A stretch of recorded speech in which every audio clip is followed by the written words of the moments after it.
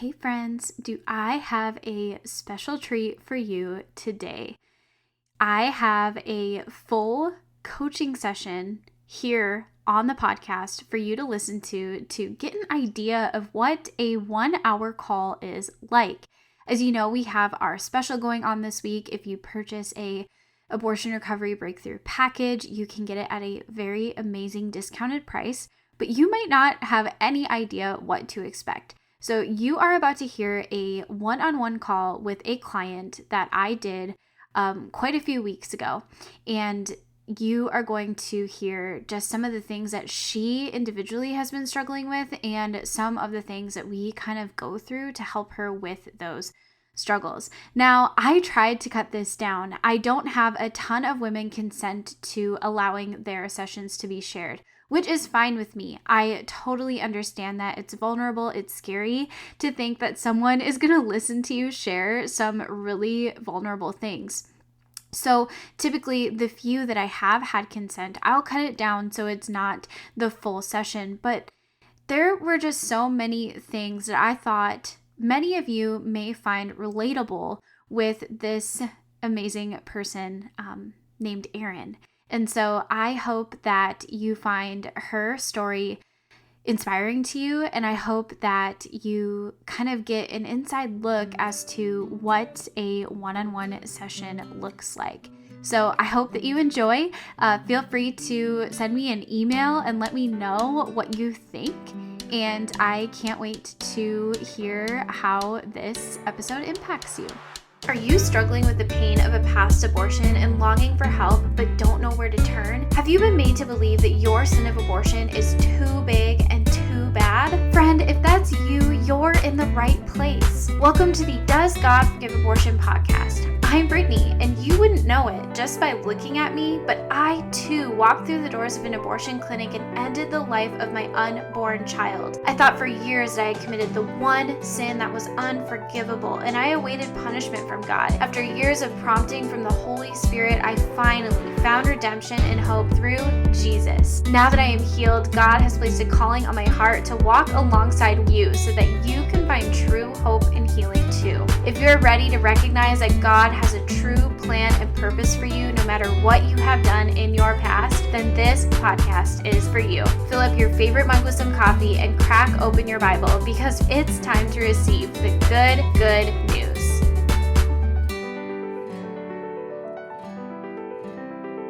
Why don't you just go ahead and tell me a little bit about your story, or, just whatever you feel led to share.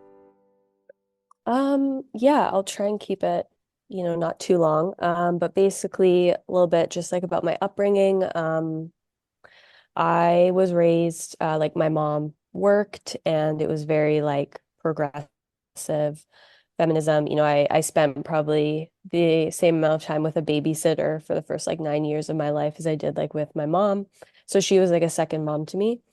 When we moved when I was 9, we didn't have the babysitter anymore. But anyway, so yeah, I was raised to like be very independent, like, go out and do things and be successful and whatever.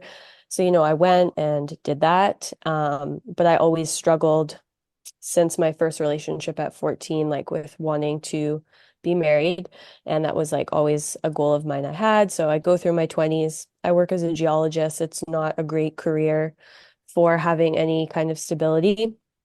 And my parents like encouraged it. And I always thought I started hormonal birth control about a week before my 18th birthday. And so I was on that like through my 20s, and I was kind of in the back of my head, I was always very paranoid about getting pregnant. But I always thought like, oh, I would just get an abortion, like so naive, like no big deal.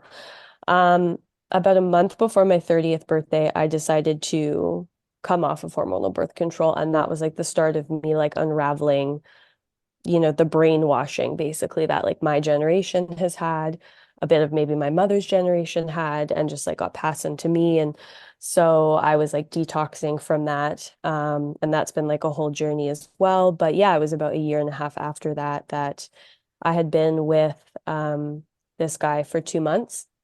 I had known him already previously, but 2 months in, I found out that I was pregnant, and that was like a huge shock. I was 31. The situation in terms of the circumstances were insane now that I look back on it because he was in northern Manitoba at the time here in Canada. He was on a job, he's a helicopter pilot, and he couldn't actually come to be with me physically for 10 days because he didn't see it as like an emergency. Like I was like, can you just leave now? Like I need you, like please come here now. And that was like the best he could do basically because he didn't see it as being like some kind of like medical emergency or whatever. So I was pretty alone because at the time I didn't have a lot of friends around um, where I was living. Some of them were away and just, yeah, like I kind of only had one friend there at the time. And there was a critical moment during all that where I asked, like, I was like, I really need you right now. Like, can you come over? And she said no. So I was like failed on a lot of fronts by a lot of people at the time.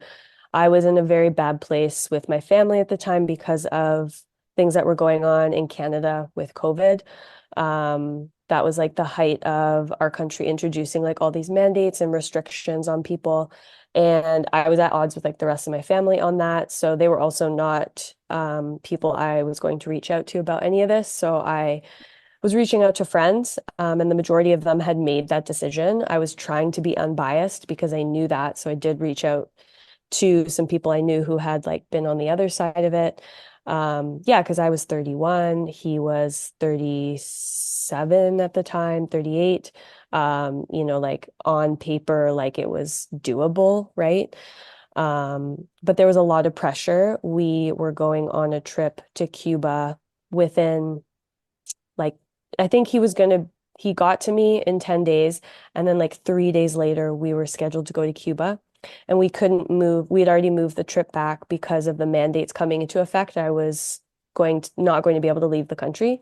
So there was like this pressure and there was a part of me that didn't want to go, but then he was clearly upset about the idea of not going because it was like this trip that he paid for the both of us.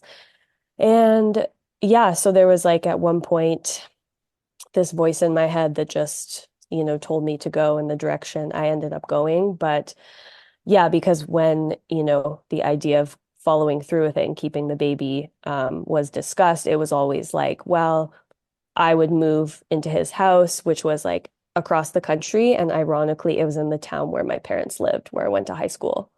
And yeah, obviously things were really bad between them at the time. So that was like the last thing in the world I wanted to do was like be close to them. And there was just like he didn't like there was no conversation of another option of, something else being possible with us having a family. It was like his way or the highway. And when I expressed, that I didn't like that, he just kind of like shut down. Um, and then I was really alone, like in the decision, because I feel like in that moment he just kind of gave up and was just like, whatever, I don't care. And so I was really morally conflicted too, because it was something that once coming off birth control, I realized like I morally never wanted to do. And then I found myself faced with the decision. So when I did go through with it, like I did at 5 weeks because I was like very morally against it being past 6 weeks where you could have like a heartbeat and all those things. And because a surgical abortion was never an option for me because he wanted, he was like, let's go to Cuba and we can like figure it out there and like relax and whatever. First off, I'm not relaxed, obviously, as you know, because like your body is changing and it's like terrifying. So for me, it was like I had to make the decision right away because I knew that if the only option was a surgical abortion, I wasn't going to do it. Because I just like don't agree with it. And yeah, so I gave him many more times, like sitting in the car with like the pills in my hand, like asking him again, like one more time. And so I went through with it. I was like definitely numbed out, the whole time you just kind of like shut off your emotions and you just like do what needs to be done. I felt like that's what I did. And yeah, I've kind of just been like dealing with it ever since. A year and a half later, I broke up with him. And it was only revealed in the breakup that he actually didn't want to go through with that at all. And he just like never told me, which was very upsetting, obviously, to like process that like in the breakup because yeah, I mean, I kept waiting for those things to happen. Like basically after I had been pregnant, then I realized like I do really want kids and this is all I want to do now. Um, And then I was just like waiting, and he was always avoiding the conversations and just like clearly never going to do those things and just like kind of kept me around. And so I finally left that to, be with a man who I'm with now who wants these things, but is also 4 years younger than me. So has, going from a guy that was 8 years older than me to 4 years younger than me and just having to start a new relationship and build that up and do all these things. And then the kicker that has, maybe I was doing okay overall for the last few years. The first year was like horrible. But I went on a pilgrimage to Egypt in December of last year. And part of that was to try and, the final like healing, I thought, of like this stuff. Um, I returned from Egypt. The day I returned, it was Christmas Eve. I was in France. And I found out that my younger sister was pregnant, and it was the same timeline, the same conception timeline as my child was. So that, I kind of just like spiraled downwards over the next like couple of months. And then she was born at the end of June, about 6 days before like my due date. She was born a bit early. And yeah, like, so I believe that's like my daughter's like soul incarnated now, like in my sister. So that has been, it's kind of sent me on like a whole loop this summer. Um, because yeah, I mean, her life has always been very cookie cutter, I call it. She's kind of been achieving all of these things that, are societal milestones, but also things that I've always wanted. But I live this like very unconventional lifestyle that I didn't necessarily want to create for myself, but has just happened. And I've always wanted all those things too. And I'm almost 35 and I don't have those things. And so that has been really challenging to watch her now, and to like see this baby and just feel like I want to die. And also the baby's like really cute, like, so I've been, yeah, like super, super depressed, like on a whole new level than the last few years.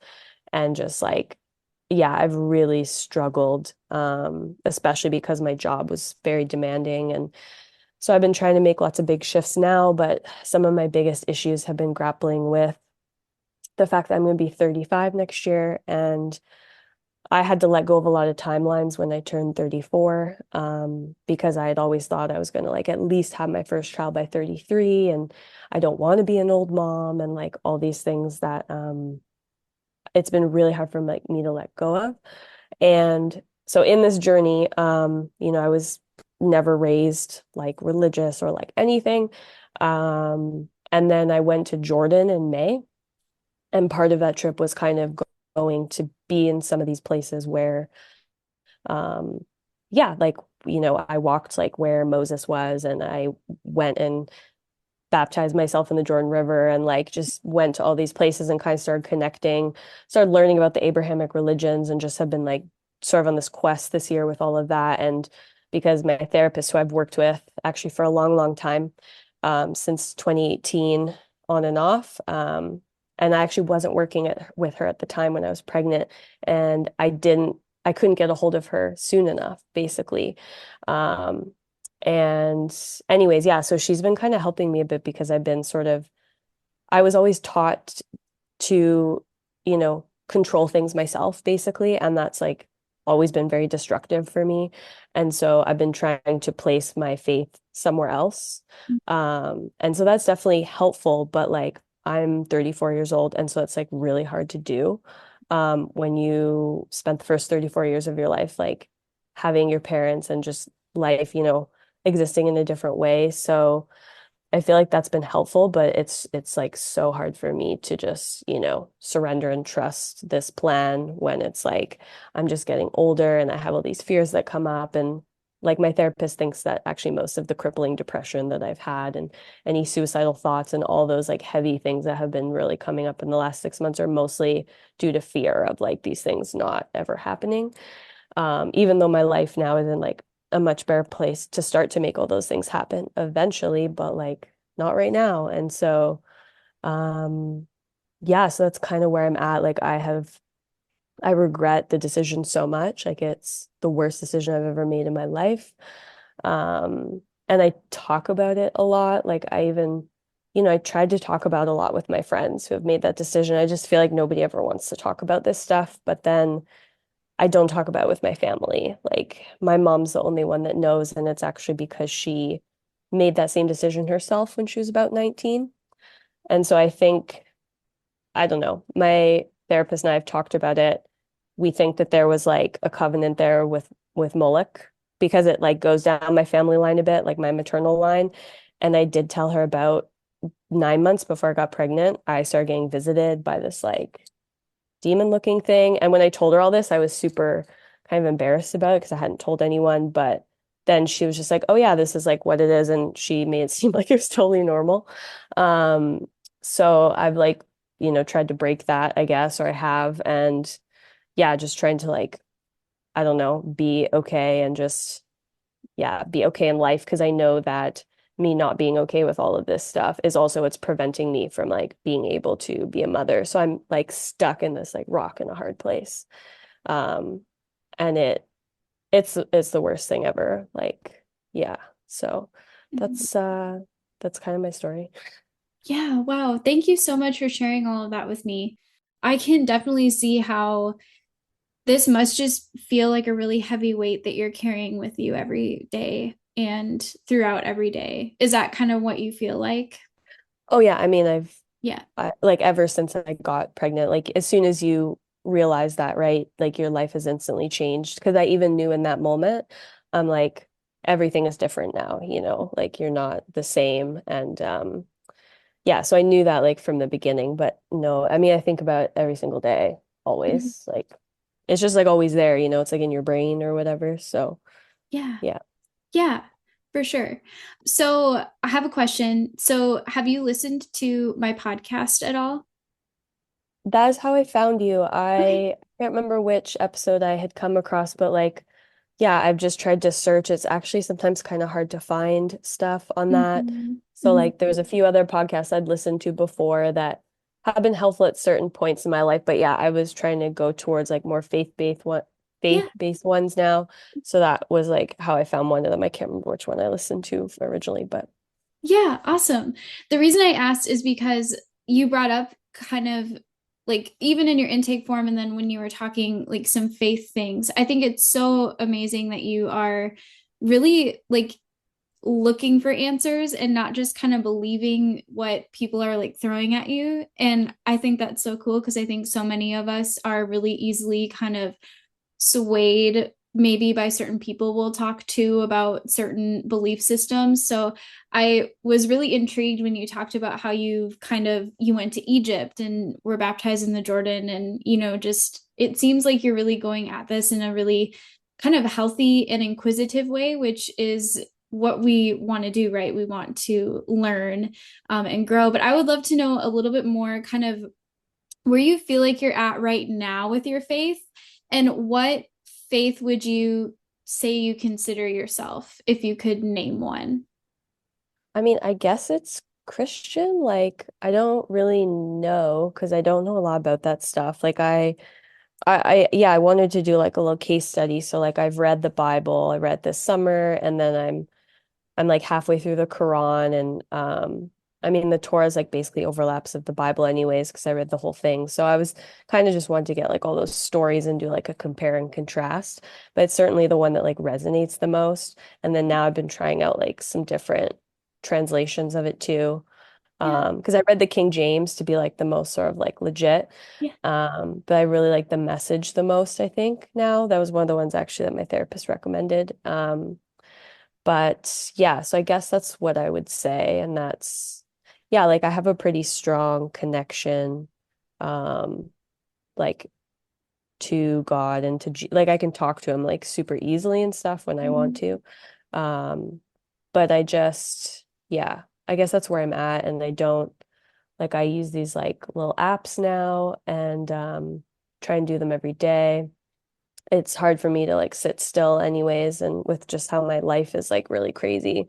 I'm trying to find more time to slow down, but usually when I do, I cry a lot. And yeah, so it's just, I guess part of me feels like I don't really know what I'm doing, or that, it's like, what else can I do to, because I think there's a tendency where I'm like, well, I just want to like speed it up or like figure it out or whatever. I think too much for sure. So Yeah, for sure. That's really cool. That's really, really cool. I wrote those notes too. Love that you mentioned the King James. I have one too, but the message is definitely a little bit more kind of, I don't know the word, maybe refreshing to understand a little bit, whereas the King James is kind of more so like, I might have to read that over again. well, I've read like some of the Aramaic translations too, and they're really beautiful. Yeah. Of like what is sort of translated. And I've been reading the Book of Enoch as well. Like that one seems pretty dope. Yeah, like a lot of the stories are really interesting. But I think it ties in with, coming from a more spiritual whatever background, of just like ancient Egypt and a lot of it, like I feel like they're all kind of actually tied together in Mhm. timelines and everything. So maybe like a wider view on all that. But yeah, I'm realizing like how much I need to, yeah, put faith in those things. But yeah, at the same time, I'm still like really struggling, and you know, it's like maybe I'm not doing it good enough, so it's not like working as well. But it just, yeah, I want to be able to move past this block that I feel like I have really felt like I'm like up against a wall, for at least like the last year.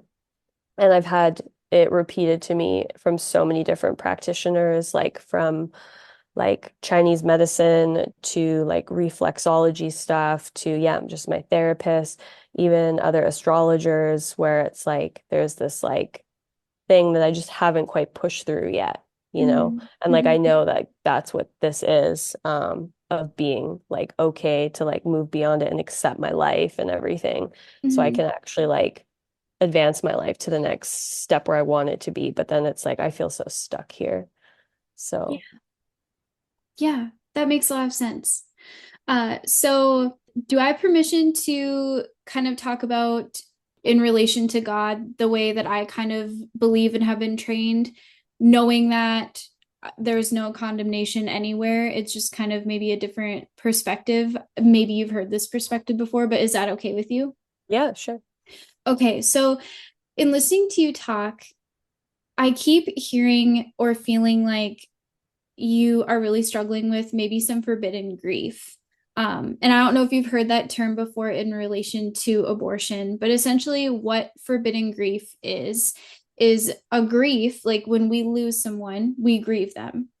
But when we lose our child to abortion, the forbidden aspect comes in because, like you said, how you were raised and, many of your friends, that's something that is a choice that a lot of people in society say is supposed to empower us or is supposed to like it's something we should be able to do because we want to preserve our career or we want to advance our life or for whatever reason we choose to do it, it's almost celebrated by society and like the media and things like that. So when we feel the way we feel about it, when we have this regret and we miss our child and then we think about all of the things that we're missing in life because of what we did, we almost feel like that's forbidden. Like, I feel this, but I'm almost not allowed to feel this. And so I'm sure you sound extremely smart and very intelligent. So I'm sure that this is review for you, but you would know about the 5 stages of grief. So when you are in forbidden grief, you're not moving through those 5 stages. And I mean, there are grieving processes for like all types of belief systems, right? And I think a lot of them are similar because the 5 stages of grief isn't a Christian um, foundation necessarily, it's psychological. But there's definitely Christian processes to be able, and other religions too, but there's definitely Christian processes that I think that I've seen, not just with myself, but with other women I've gotten to talk to or work with, where once you invite God into that, it kind of opens your eyes more up to the creation aspect and what He intended for our world, but also what He intended for grace to be. So, is any of what I'm saying resonating with you? Yeah, and I think like a big issue for me is that yeah, like there's a lot of people that don't know, right? Mhm. And yeah, I'm someone who's very like open about things always in general. So it does bother me that it feels like, yeah, I mean, my family doesn't know, and not that I'm like that close with them, but obviously in the celebration of my sister and her pregnancy and everything, and like her child, it's like I have to just like, be okay with all of that when on the inside, and it's not necessarily even something that I would like want to just like share with my family because Mhm. they're not going to be able to hold it or respond to it or any of the things that I think I would want anyways. Like kind of talked to my therapist about that already. Like maybe at some point in the future when I'm pregnant again, I would just say that like it's my second pregnancy or just do something like that, but that not like they don't really deserve the full story, you know? Mhm. Mhm. Um and yeah, I mean my mom also alluded to like not telling my dad for fear that he would really judge me about it or something like when I did tell her Mhm. because of her own experience probably um but yeah, so I mean I definitely feel that and feel that there's not a great amount of space to just like casually talk about it or bring it up. And for me, I've spent this whole time really like I've been trying to search for someone too that has like a similar story to me because I think I've read lots of books, I've listened to lots of podcasts, and it's usually the story of like, well, the woman was young, and so, that, and it's, for me, having been an age where it's like was doable and like all of these pieces, like that's been so much harder for me, and so it's even been hard for me to see myself, I guess, in some ways or bond with like other women's stories because when they did it when they were young, it's just of course they did then have so much time and they were still in their fertile years and like all of these things where it's like now I'm approaching 35 and I'm just like yeah, I'm like, and I know that's still like not old by society standards, and oh my God, I have so much time, but like, I've also struggled with like how not fair I felt like my life has been. It's Mhm. like, if, God has this like great plan, it's like, well, then why has it been so shitty for like almost 35 years? Because there's been like all the milestones in my life that have been really hard. Like I was engaged when I was 26, 27 and that was like really ended up like really horrible. Like he was really abusive. And so it's just like all these like, things that are supposed to be these like monumentous joys in a human life, like getting engaged, getting pregnant, all like they've just been full of like pain for me and they're just all like kind of ruined. And so yeah, yeah, I also sort of reckon with that if I bring God into the picture, well, I'm just like, where is any semblance of joy? Like it's just been miserable. And it's, I've definitely been like, well, what's the point? And I don't see realistically how, I'm going to be like so thankful for all this stuff when I'm fucking like 38 years old or Mhm. something.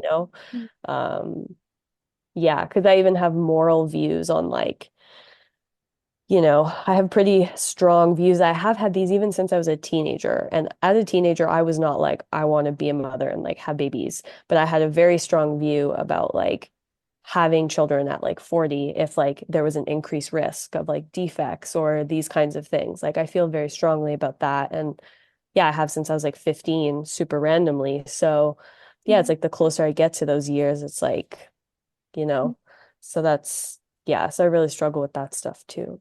Mhm. Yeah, that makes a lot of sense too. Especially, you said this earlier too, but kind of as you've been, searching in your faith too, when you weren't raised that way, it's almost harder for you to kind of grasp those things, or not necessarily, that wasn't the right word, not grasp, but like grow in them because you didn't have that foundation growing up. So you're really having to do a lot of this like legwork on your own to search for the things. And when you have a foundation of those beliefs, it's really hard to go, well, I've believed that for so long. Now I'm approaching that. Do I just go back on what I believe, or what do I do? I don't know if that's kind of what you were saying, but that's kind of what I thought of when I was listening to you talk. Well, yeah, it's like I just feel like I'm like getting pushed more and more into a corner, I guess, right? And Mhm. yeah, like I'm honestly as I started to realize this, like in the spring, I guess, spring, summer, because yeah, my trip to Jordan, I was like, I was kind of going to find God, I was like, I need to just keep searching all of these answers out. I need to find answers, I was trying to find answer in my pain, by just traveling, because that's how I've always just like dealt with things. But what was I going to say? Yeah, I'm so jealous of people who have, because my therapist, I'm Canadian, but I actually got connected with my therapist through an app back in the day, and she's in Tennessee. So, like, you know, the Bible Belt, I'm in awe of people that get to like, and I know the church does like so many bad things, but the church and religion are like two different things to me. Yep. But like, I'm just so jealous of people that got to grow up with this idea that they're loved unconditionally, because I actually didn't get to grow up with that.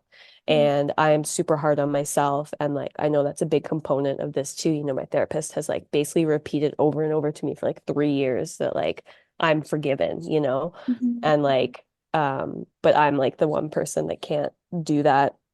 And because I wasn't raised that way, I was raised that like it's always my fault, it's my responsibility. And Mm. that's so I am so jealous of people that like just have that strong faith already like cultivated that they can do that and like fully believe it, because like it's so hard to try and do now. Um, yeah. Definitely. I think too, it's hard to, we as humans don't necessarily have grace for other people very easily, because we're imperfect beings. And so it's kind of hard to imagine how God, our almighty creator, could have so much grace for us in anything that we either do or go through or think at any given time. Or we have these wilderness seasons, years and years, where we're not walking with him and we think, oh, wow, he just has that much grace for us that it's okay. Well, not okay, but, he doesn't not love us because of it, which, it sounds like I don't want to put words into your mouth, but it sounds like you have a lot of struggles with your family. So you maybe don't necessarily feel that like unconditional love from them, kind of what you said a little bit ago. Yeah, I mean, I sort of had yeah, we're just very different people. And yeah, like I sort of realized recently that I think the like that sort of tie that you have with your mother, that like kind of subconscious energetic tie, I actually think I broke that about 3 years ago, because 3 months or about 2.5 months after my abortion, I yeah, my boyfriend at the time, I mean, we were doing distance, like he lived on the other side of the country, obviously, and he had like left after Christmas, and he was just like really unhappy, and he sort of voiced that to me, and I just like, I was already starting to struggle with anxiety, and my anxiety was so bad that year. I don't have anxiety, but I did, which I now know is like a normal symptom. But anyways, he was, sort of saying that he wasn't happy in the relationship, and it was like, my one tie to this thing. And so I like could not take care of myself. My anxiety was so bad, so like I couldn't eat, I just like couldn't function. And so it was somebody who sort of pushed me to like, yeah, call your mom. And I was trapped in my country at the time, couldn't, participate in society, couldn't get on a plane or a bus or anything. So I was like pretty trapped where I was. And I called my mom and I was like, I really need you to come here. And like, and I'm not a person who has like asked anything of my parents since I turned 18. Like I left and like, I still see them and everything, but like I haven't asked anything of them from them. Um, and her first response was that she had my sister's wedding dress fitting like over that weekend. And so her first response, even though her voice was like nervous, like she knew something was like seriously wrong, because she kept asking me to tell her first of like what was going on, that sort of mother's fear that like you're dying or something. And yet her first response was that she wouldn't be able to come for like 4 to 5 days because of my sister. And I think that's when it was like just like really gone, Mm-hmm. any of that like energetic, because it just kind of really showed me like where the priorities lied, because I was like really, and I ended up telling her, and, I ended up driving out there instead, because I really couldn't be alone and I really didn't have like any supports. So, and yeah, so anyways, that was like kind of where that happened. So yeah, like she knows and has, tried to be like she's known that it's been like difficult for me through my sister. But I think she's also kind of just in some ways expecting that I'm just getting over it or happy for her regardless and stuff like that. Whereas, yeah, I mean, I just had an astrologer tell me the other day that that I that I I need to be able to find like a healing part in all of that because right now for me like my niece and I've never like I never even call her my niece. I call her like my sister's baby. Because she's like the reincarnation of my child and like God did that because I was so upset over losing this soul that he wanted to bring her back into my life and that was the way to do it. But I'm also like what a cruel joke because so many people get to have abortions and they either are reunited with them later because they birthed them again later, or they never have to see them again and actually deal with it. Where now I have to like face that as a physical being for like the rest of my life. And that has been like crippling for me. So I don't even know how to find a healing thing, because it's like it just reminds you of the decision and it reminds you of all of that, even if, you know, he wasn't the right person and all these things, like it still just sucks. So Mhm. yeah, and then the fact that I don't have children, I'm still here and so it makes me just like feel really behind and Mhm. um yeah, time is slipping away.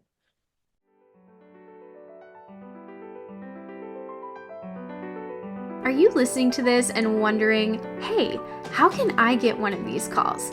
Well, you are in luck, my friend, because this week only we are having a special on our abortion recovery breakthrough call packages.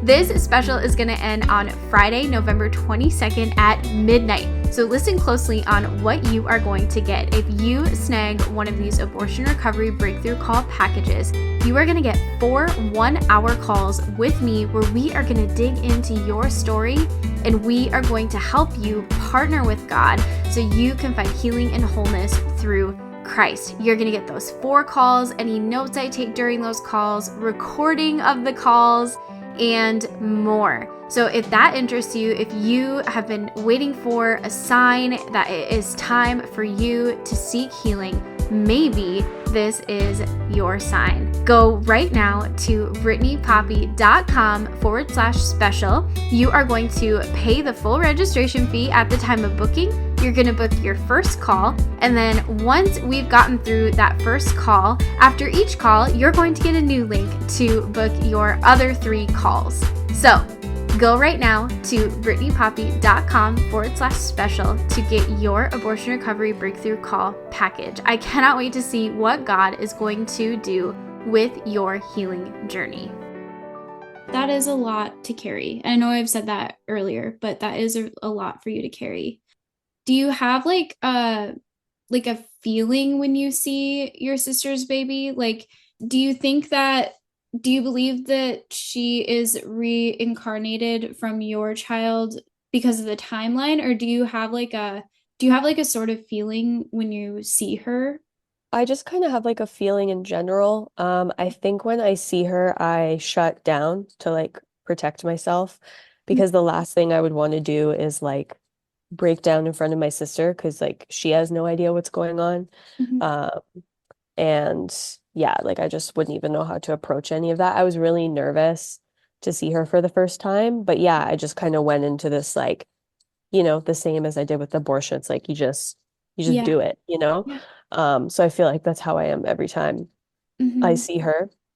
And at the same time, there's also this like attraction to her, just like I'm so jealous, Yeah. like of just to have a baby. It just would feel so natural and comfortable and nice. And she is like so adorable. Like and I'm not just saying this because it's like related to me or whatever, but Yeah. she is actually like an adorable baby, like could be a model baby, like is so freaking cute.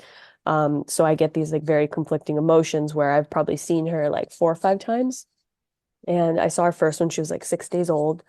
And yeah, she was like so tiny. And I was just like, I'd never seen a baby that young. Yeah. Um, And so I've seen her a handful of times, and yeah, it's this like mix of emotions. And usually for me, it's like I hold it together, everything's good. She's like super cute. I hold her, whatever. And then like the following 2 to 3 days, I'm like in crippling depression. And that's kind of how it's been every time so far. I mean, I've maybe made a lot of progress in the last couple months, and really a lot of that has been faith-based of like really trying to focus on like, giving it to God and like doing all these things.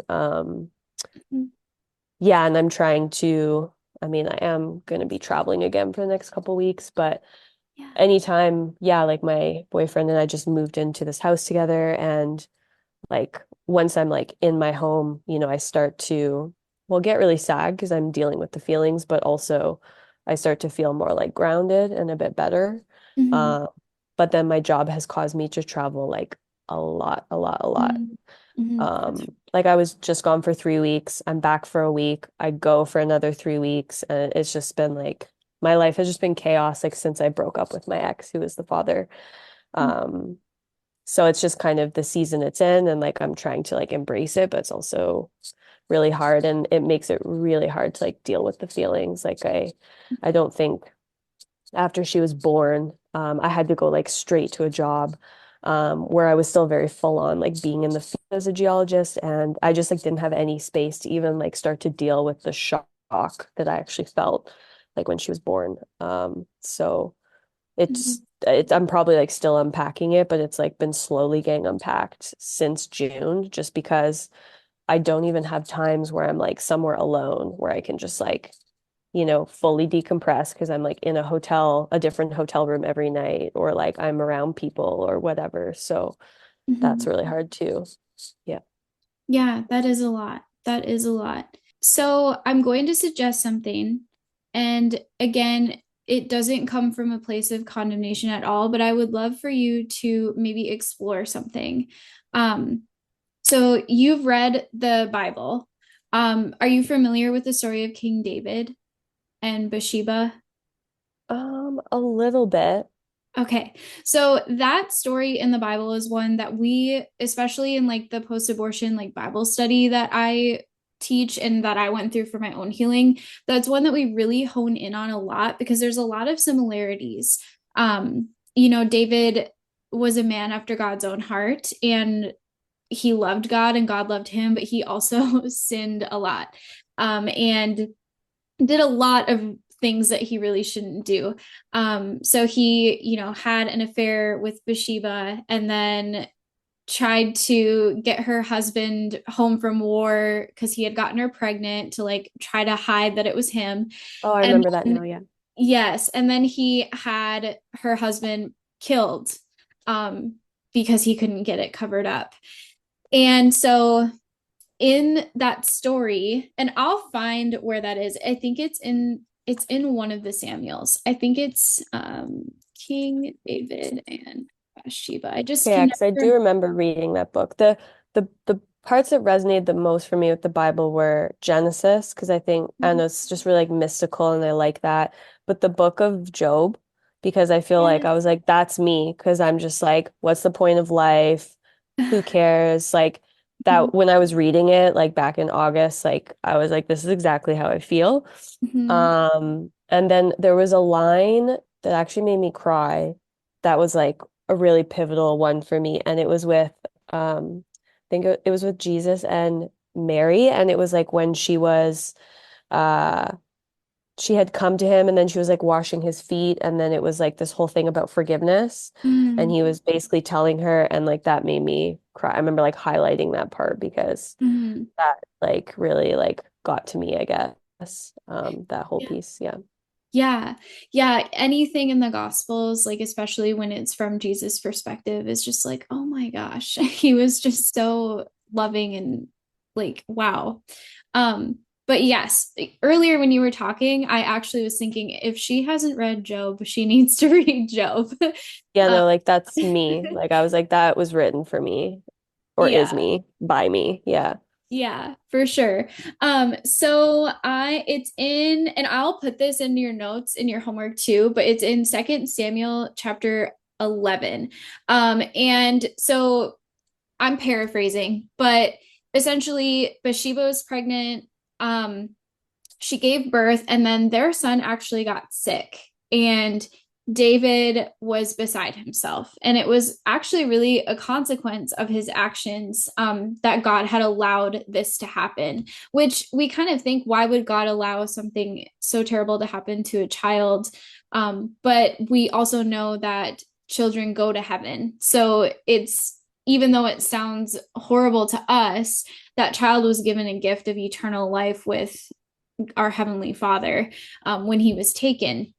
But he was really sick, and David was just beside himself and was mourning, wearing the sackcloth, like the uncomfortable garments, laying on the floor, wallowing, not eating. And then his son eventually dies, and his servants come to him to say, hey, he passed away. And David says nothing, gets up, takes off his sackcloth, cleans himself up, and then sits down to like a feast of a meal. And his servants are like, why are you eating? Like, shouldn't you be like continuing to wallow because your child just died? And David said, I would love to find this word for word. Uh, Let me pull it up. 2 Samuel 11. David said something to the effect of, and I can find this exact verse so we can read it word for word at some point, but I'm having trouble finding it.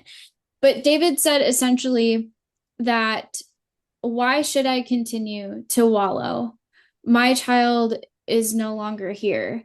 He is not going to return to me, but I will return to my child. And so the reason I bring that up is because I think that, again, it's not from a place of condemnation, but I would love for you to really kind of study that and see kind of what you can infer or choose to believe from that. Because I think, possibly speaking, it might be harder for you to grieve the child you've lost if you believe that your child has come back. Um, and we can look at other biblical evidence too, and you can kind of decide for yourself if that's still like, no, I believe that this is what happened.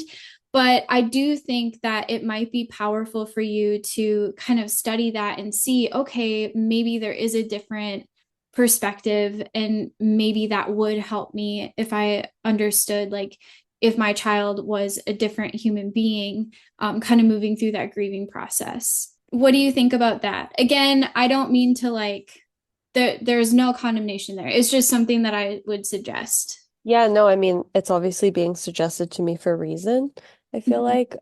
Because yeah, I've just always kind of had in my head that that's how it is because of the timelines and everything, and that it's really like forcing me to deal with it, I guess.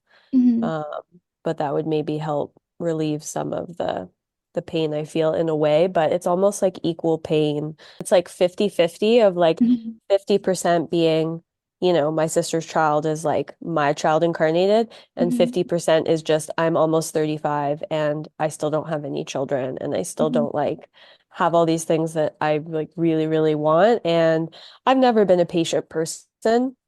And the irony is, and maybe that's part of it, is like I've never been patient and I don't have a lot of the things I really deeply desire and have deeply desired my whole life because instead, being an impatient person, I've always just like gone out and made it happen because like that's kind of how I was raised. So it's made me very like successful. If you're a woman that wants to like be a man in this world, like which is feminism to me. And yeah, I find myself like, I'm really strongly rejecting a lot of that now. And yet I'm also like trapped in that hamster wheel of Mhm. like, I'm the product of feminism. And it sucks because I defaulted in that moment. And the decision I made, I defaulted to my programming. And the programming was the feminist, yeah, oh, it's your body, your choice, like, like it's fucking bullshit. And I feel so strongly about that now, like anyone that'll hear me about it, I'm just like, any woman that's like had an abortion and says they were empowered by it and feels great is like lying out of their teeth. And like, I mean, I'm obviously generalizing and putting words in other people's mouth, but I honestly also feel that so strongly. I'm like, it's bullshit. Like everyone is silently suffering. And maybe I'm just too self-aware and maybe it's a blessing for other people that they're not aware that like, oh, maybe this like chronic headache I have is because of my abortion grief, but like people don't figure that out maybe as early on as I've figured it all out like right away. Yeah. Um, but yeah, I just don't know how to like get out of this hamster wheel basically and Mm-hmm. be more patient, like it's I mean, Mm-hmm. I'm gonna have to be regardless, like time is going on, but yeah, I like see more gray hairs and I obsess about these things that like I don't need to be obsessing about, but it like kind of takes me away from just like the pain of the reality of the life I'm living and my inability to accept it. Um, yeah, I don't know why I can't. Like, yeah. Yeah. Definitely. When you were talking, the phrase facts are our friends kind of kept popping into my head. I don't know if you're familiar with like who Dave Ramsey is. He's like a big Yeah. finance guy. Yeah. But he has like the Ramsey personalities, and one of them is named Dr. John Deloney. I don't know if you're familiar with who he is. But he's a licensed mental health professional. And he says that all the time. Like, facts are our friends. When we sit and wonder, so like when you were talking, you'll have to let me know if this resonates with you. But when you were talking, I think it's so easy to kind of focus on like what you were saying, like what society says, and the feminism aspect. But then also, like, I believed I was going to have children when I was much younger, and now I don't. And you said you're the gray hairs and all this, and I'm getting older. But if we look at the facts, I'll have to find this study if you're interested. I can't remember where it was or where I saw it, but there was a study recently done that actually showed that women who have children in their 40s are way more likely to live to be in their 90s to hundreds than women who only have children when they're like in their 20s and 30s. And so we can look at like different facts of like some women do have children in their 40s. Now, I'm not saying that um like you should wait. That's not I'm not trying to say like, oh, you need to be more patient and just wait. But I'm just trying to kind of like do the facts are our friends. Like instead of feeling in despair each day that ticks by, that you're closer and closer to another year older, um, instead of focusing on the what you don't have, look at the facts. It's not impossible for you to have that in another year. It's not impossible for you to do these things. I don't know I if that. guess that's, well, I guess there's also the fear that I know that everyone goes through when they make this decision, right? Where when you make it, you're just like, am I going to be able to get pregnant again? Mm, Right? mhm, And you really don't know. Like, as many times as my boyfriend says to me, like, I have a feeling, like, I know it'll be easy, like, whatever. Like, I don't know. I feel like such a devil's advocate now because I just don't trust anything. mhm, And I've had enough experiences now where, yeah, I just don't trust. And so I just play that card because then I can just like be in my misery, I guess, and wallow. Um, yeah, where you just like don't actually really know if, it will be possible. And then, of course, then you go back to like reasons why that might be and all mm, those things. But yeah, I mean, it is, I've been really struggling with the idea of turning 35. Like, and I've never been someone who cares about aging at all. Like my birthday's always been a celebration for me. But when I turned 34, I was that was really depressing. And it was because it was like letting go of that timeline mhm, of the, by 33 kind of thing. And then that door like officially closed. And then it mhm, was like a really harsh reality. And then dealing with my sister's pregnancy too. Like it just, but 35 feels even worse. mm, Like, and yeah, I don't know. It feels like each of the years will be mounting to that, but it just sometimes it catches me for a moment and kind of takes my breath away, where it's just like you have a moment of panic where you're just like, how am I all 35? Like where has the time gone? Where has my life gone? And you just have like a bit of an existential crisis moment. And I do that when I think about it. And it's so sad because I've always loved my birthday, like up till now. mhm, And I'm just, yeah, I'm so sad about the impending doom that is my birthday in March of mm. next year. So, yeah. Yeah, okay. So I totally understand that. I do. Um, so earlier you talked about how you kind of had gotten off of birth control. What was it, right before you turned 30? And you that's kind of when you started waking up to some of these things that you are now really cemented in what you believe. Yeah, I Um, mean, when you stop poisoning your brain, you get a lot of clarity. yeah, true, true. So have you, and how do you feel about like, and I don't mean this like in a bad way or anything, but how do you feel about going to like a medical professional to like be checked out, even a naturopath? I don't know I kind of what know you prefer, but my boyfriend suggested it already. okay. Um, I actually went to a naturopath when I was about 26 about it because at the time I was working with geologists who were my age, who Mhm. were grappling with you know, do I have kids now because I'll like lose my job, and geology is still very archaic that way, and but probably for good reason too. But anyways, yeah, at the time I noticed that, and then I started to kind of like get worried about it. That was actually the first time that I was like, maybe the fact that I've been on this birth control for so long is a bad thing.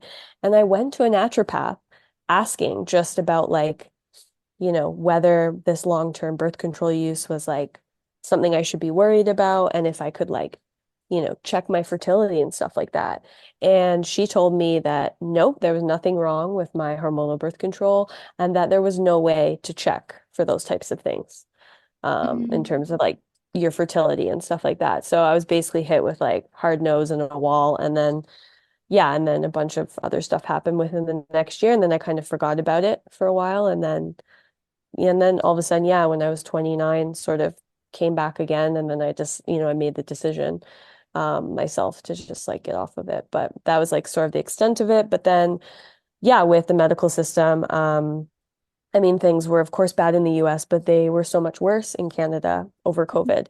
Yeah. And yeah, I obviously took a strong stance against like not putting just like some random stuff into my body. Yeah. I mean, I stopped doing that. I was raised very like medical system. My dad's like this crazy cancer survivor from back in the day. My sister's a nurse. So like they're all in the system. And then when I was 17, like I stopped getting flu shots and I stopped, doing all that stuff. So um yeah, so I didn't go that route. And so basically ever since then, like yeah, I'm kind of like unless I was like critically dying from like a car accident or something, I like wouldn't go to a doctor basically. Yeah, for sure. Totally respect that. I'm very similar in my beliefs with that too. But I wonder if you would be open to, and I don't know what it's like in Canada. I mean, I'm in North Dakota, which is like sort of close, like we border Canada, but I haven't been to Canada in quite a few years. And even when I did go, I didn't know anything about kind of the medical system. But do you have like nurse midwives or more holistic type fertility specialists at all there? I know that like I live in the Yukon, like beside Alaska, but then my sister lives in Ontario. And yeah, she had a very medicalized birth, obviously. Her pregnancy was so perfect that she did have a midwife, and the midwife was like, you could actually have a home birth if you wanted. And my sister was like, hell no. Which is so sad. But yeah, so we do have those. And then there are also doulas that exist in certain areas. I'm not sure exactly like legalities around that. I know there's one doula here in the Yukon, like that's it. And then there's a few midwives. Like there's not a lot of those services up here just because the population of the Yukon is like 40,000 people. Yeah. So there's a lot more of that in British Columbia where I lived for 10 years because just British Columbia in general is like way more just like on the natural side of things in general. Mhm. Um, yeah. So that's what I know of that anyways. Yeah. Yeah, I would just maybe just spend some time thinking about like you could possibly see a midwife that you would be able to form a relationship with that you trust that might be able to kind of give you more of an indication if that's like a fear of yours to help kind of calm that fear and say if she was able to say no, there's no damage here, like you will be fine, or I don't see any indication of why you can't get pregnant. But if that's not something that you feel is going to be comforting to you, I mean, I definitely wouldn't pressure you into doing something like that. just again, sometimes that facts are our friends thing. Maybe looking into like, how many women go on to have healthy pregnancies and children after abortion. Again, coming from someone who doesn't agree with abortion, I'm not necessarily saying it's, safe and good or anything, but there are many women who do still continue on without the physical complications. I also agree with you, though, that everybody has the mental complications, whether they admit it or not. But anyway, if that might be something just to think about. If that's something that you just cannot get past out of your mind, that might be an avenue that might help you in that regard. Okay. Do you have anything else, any concerns, questions that you want to bring up before I clean up your notes? And No, just like the giant question of how I get myself out of the hole.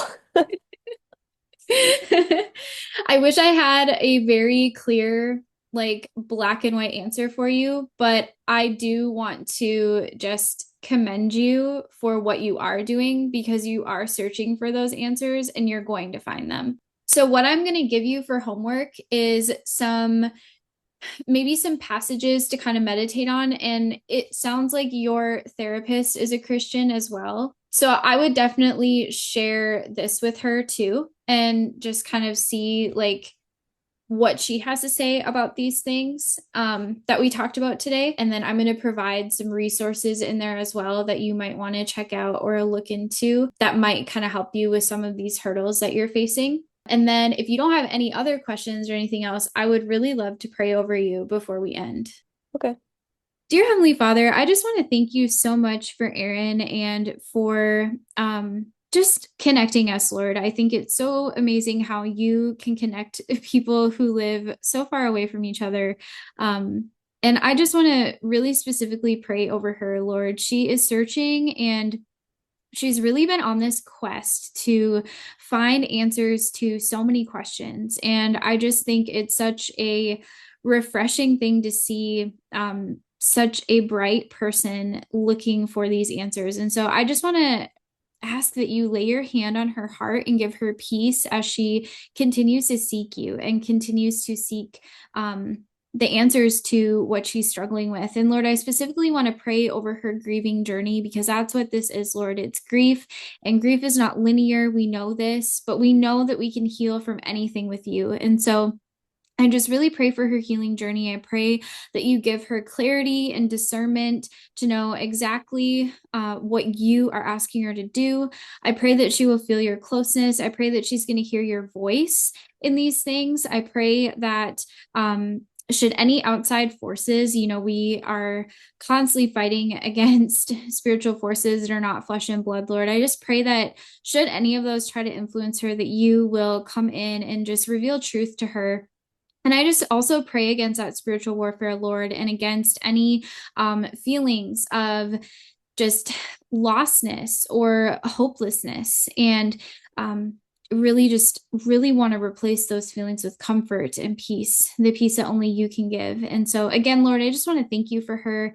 And I just continue to pray for her journey, that she will feel wholeness and peace in you. In Jesus' name, amen. Thank you. Okay. I've never had anyone do that. It was very like emotional for me. I know praying sometimes is really vulnerable, but it's a beautiful way that we can just talk to God whenever we want. So I hope it was a comfort to you. No, it was. Okay, awesome. So I will put this recording and all of your notes in a folder, and I will send you the link directly to that folder. And if you have any questions or concerns in the meantime, don't hesitate to reach out. Okay, awesome.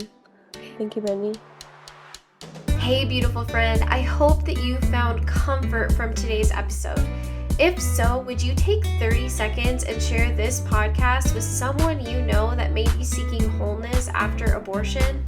Also, I would be over the moon grateful if you would please consider leaving a review wherever you are listening. It truly encourages me to know this podcast is helping you. Lastly, I want to remind you that we are here for you. If you would like to connect with the community of women healing from the past decision of abortion, please join us in our private Facebook group at bit.ly/DGFA